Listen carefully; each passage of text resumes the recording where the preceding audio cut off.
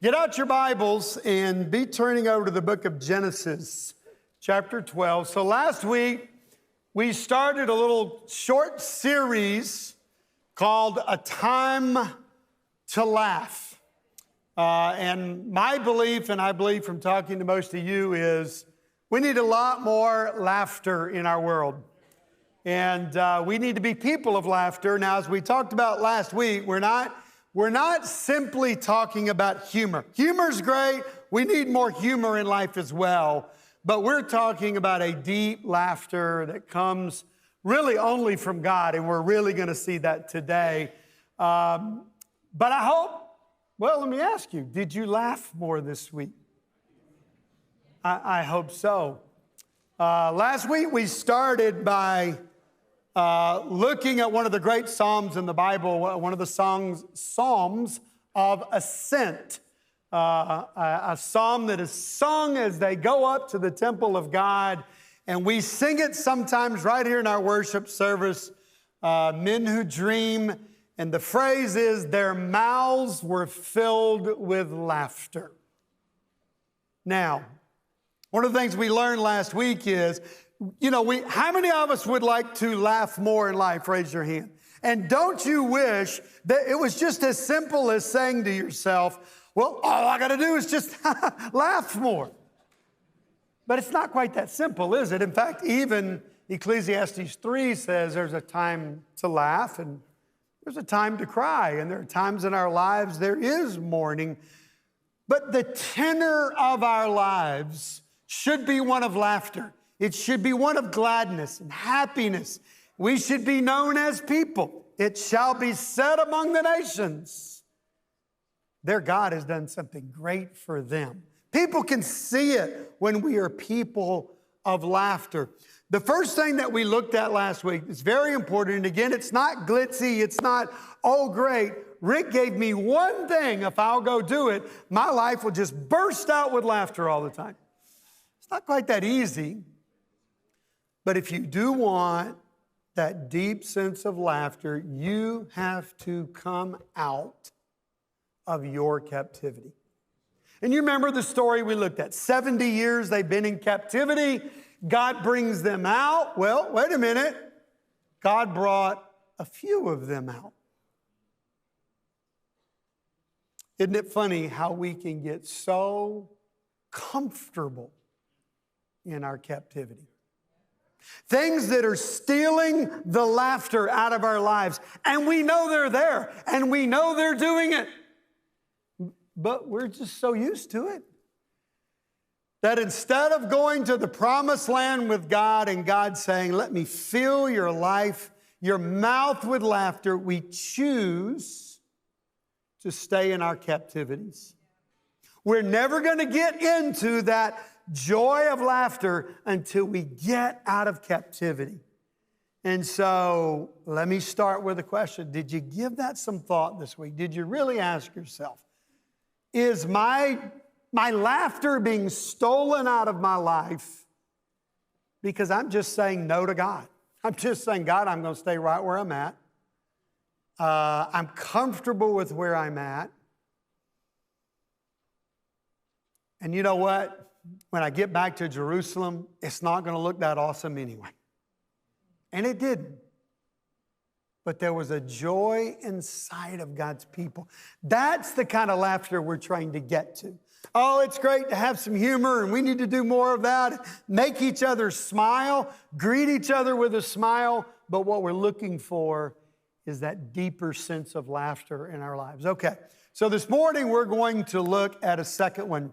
We can't be, last week, we've got to be good with what is behind us to laugh today. Simple part of that message.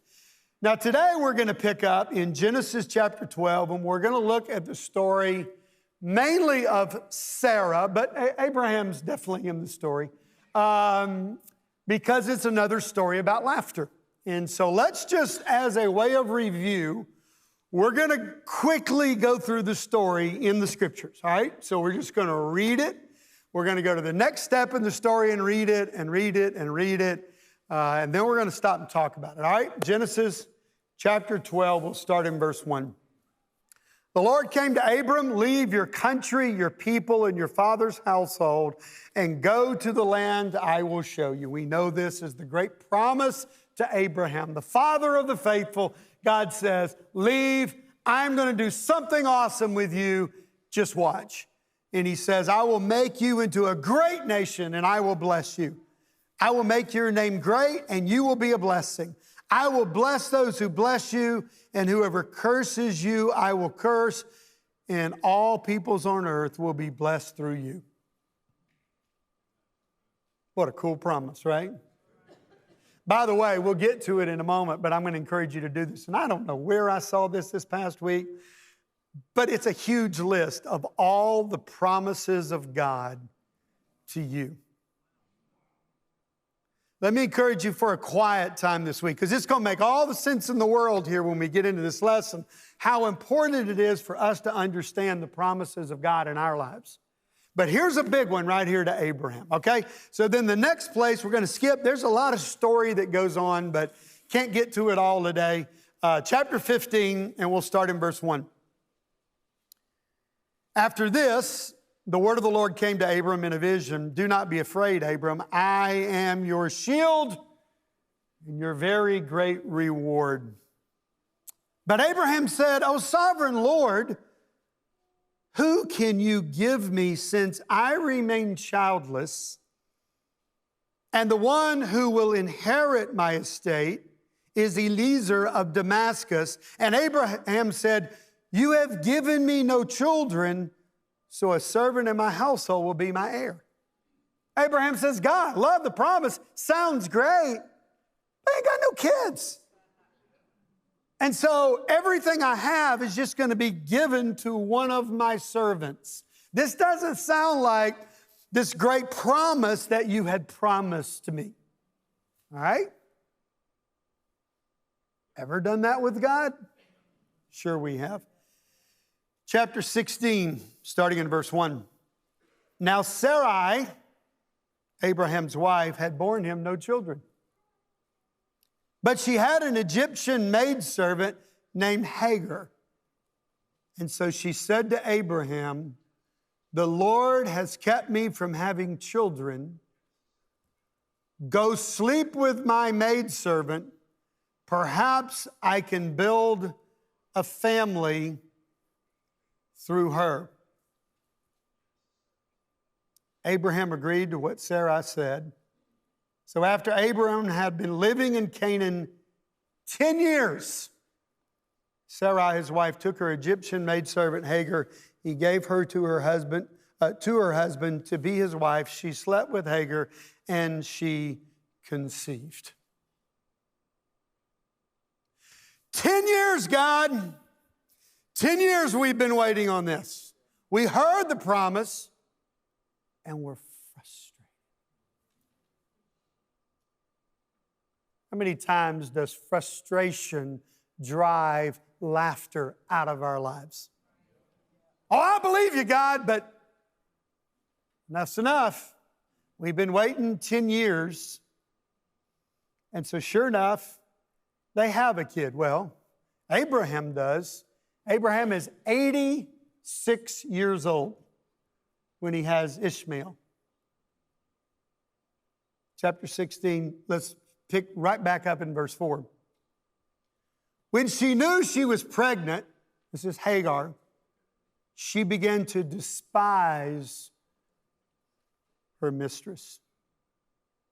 Then Sarah said to Abraham, you are responsible for the wrong I am suffering. I put my servant in your arms, and now that she knows she is pregnant, she despises me. May the Lord judge between you and me. Now, I know what some of you are thinking. Well, go ahead, it's fine. Be honest. Well, look what happens next. And this is where you see the real laughter leave her life, right here. Verse 6, your servant is in your hands, Abraham said. Do with her whatever you think best. Then Sarai mistreated Hagar. So she fled from her. Whew. Mistreated. Sarai is angry and sullen and unhappy. Whose idea was it? Hers. Oh, the places we get. And the unhappiness we bring in our own lives because we get ahead of God and we say, God, I've waited. You know what? We're going to do something about this. We'll come back to that one in just a moment. Let's finish reading the story. So then we go to chapter 17. We have the great story of you talk about God's sense of humor. What verse is it? Verse 17:24. Just read it. Abraham was 99 years old when he was circumcised. The men are all laughing. I don't know about the women, but you just read that and go, oh no, that's just crazy. God's got a sense of humor. It's a covenant between him and Abraham. And he said, this is the way it's going to be with all your kin. So he takes Ishmael. He himself is circumcised. And you go, wow. But look at verses 15 to 17 of chapter 17. God also said to Abraham, as for Sarai, your wife, you will no longer call her Sarai. You will call her Sarai. I will bless her and will surely give you a son by her. I will bless her so that she will be the mother of nations. Kings of people will come from her. Abraham fell face down. He laughed and said to himself, will a son be born to a man 100 years old? Will Sarai bear a child at the age of 90?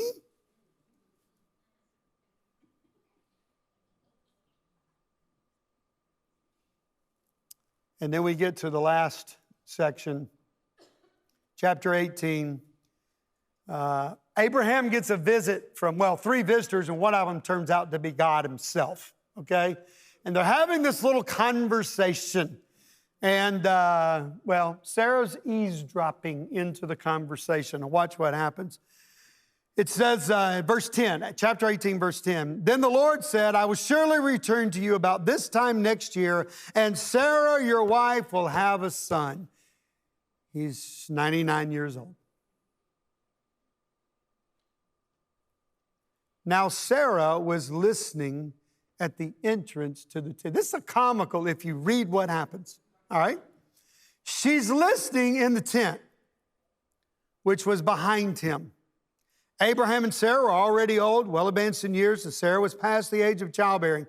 So Sarah laughed to herself as she thought, after I am worn out and my master is old, will I now have this pleasure? And then the Lord, now where's this happening? Outside the tent, the Lord says to Abraham, why did Sarah laugh and say, will I really have a child now that I am old? And here's that famous phrase out of the Bible. Is anything too hard for the Lord? I will return to you at the appointed time next year, and Sarah will have a son. Sarah was afraid, so she lied and said, I didn't laugh. Do you see what happens here? She's sitting in the tent, listening to this whole thing, laughs to herself, and then God says to Abraham, why did she laugh? And she burst out and goes, I didn't laugh. She gives herself away. Hey, you did laugh. Okay, so let's stop for a minute now. Let's take this story in. And let's see if we can learn 2 or 3 things for you and I. Number one is this. You will either laugh with God or you will laugh at God. I guarantee you in your life, you will either laugh with God or you will laugh at God. You know what our problem is? We get way too much like Sarah. The reason we lose so much laughter in our lives is because we don't think God is going to fulfill His promises. And we've waited, and we've waited, and we've waited, and then we've gotten frustrated. And what do we do when we get frustrated? Take it in our own hands. And we say, God, I've waited all these years for this husband that I wanted, and you haven't given it to me, so I'll just go out there in the world and I'll get me one. Now, let me ask you a question. Does that bring more laughter in our lives? No, it brings more pain and misery in our lives, doesn't it? This is such a great story of transformation, you know. We're going to see Sarah go from laughing at God to, in a little while, she's going to laugh with God. I wonder this morning, sitting here, I think we're a lot like Sarah in that we go, I didn't laugh. Mm-mm. But in here, we're laughing at God because we stopped believing a long time ago some of the promises of God. We just hadn't seen them happen like we thought we would see them happen. And then we mock and we laugh in our own mind and our own heart. You're right. A kid at 100. Yeah.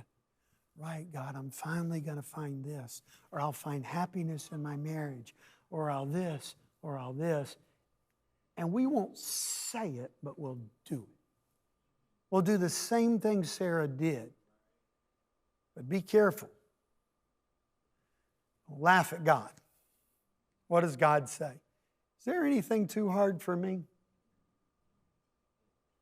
So then the second thing that happens is this, is our disappointments then stifle our laughter.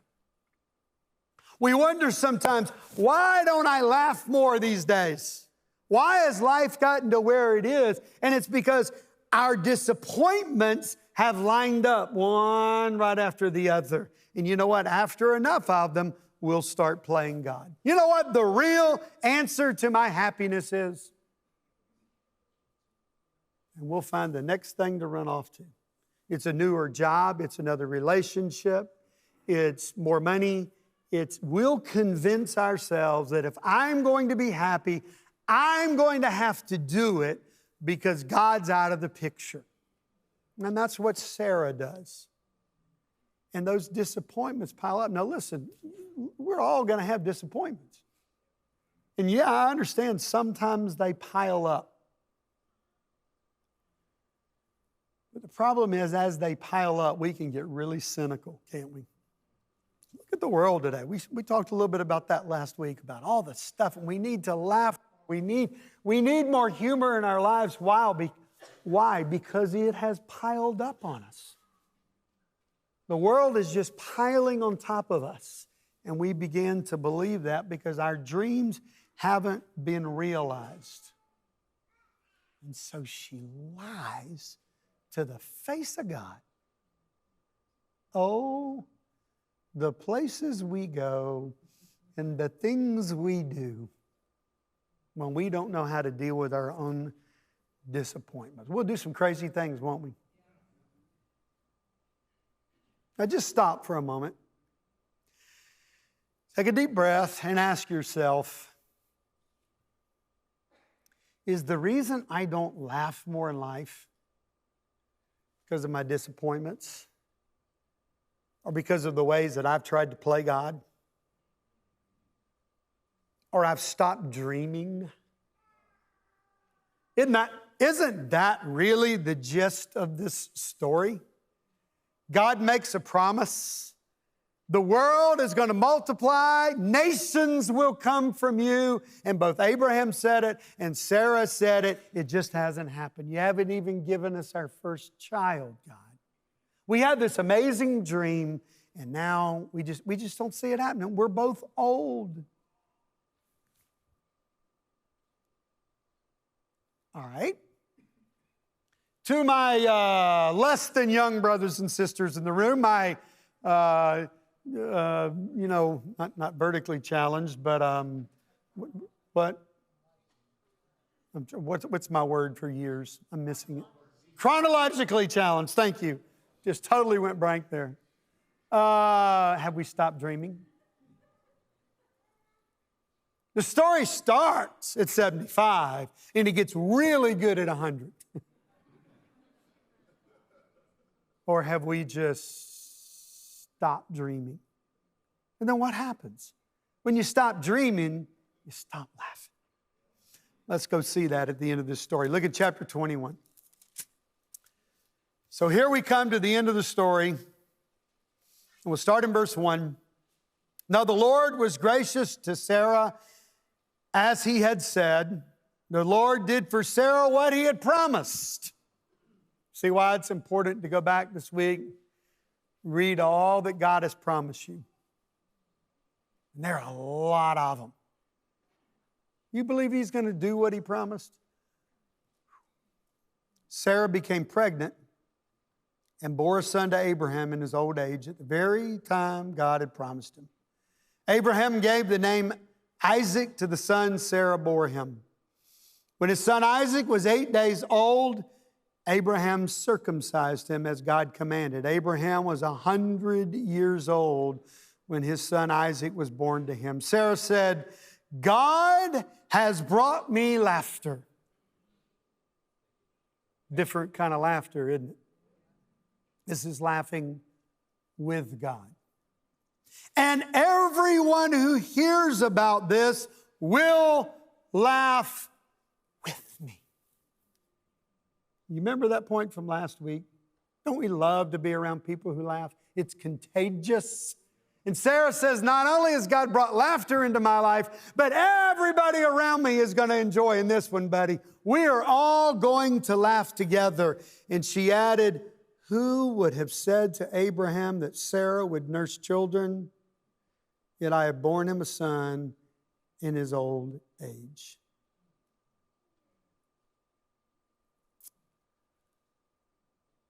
God's promises are still true even when they don't look like it. I'd be careful how I say this, but can you imagine at some point, now let's just say it this way. At 100 years old, Abraham got a real burst of energy one night, all right? Sarah might have been a little surprised. Are you following me there? God's promises are still true, right? And then a few weeks later, Sarah's walking around going, I might need to lay off the bonbons a little bit. I'm sort of putting on a little bit here. And you know how women, as they get older, they tend to walk a little bit this way, right? But how do pregnant women walk? They tend to walk this way, right? And Sarah sees herself changing and going, what is going on? Can you imagine her first doctor appointment? Walk in, like, I'm sorry, ma'am. Geriatrics is down the hall. Can I help you get down there? I mean, this stuff just goes, they got 9 months of it, right? 9 months of laughter. The humor of God.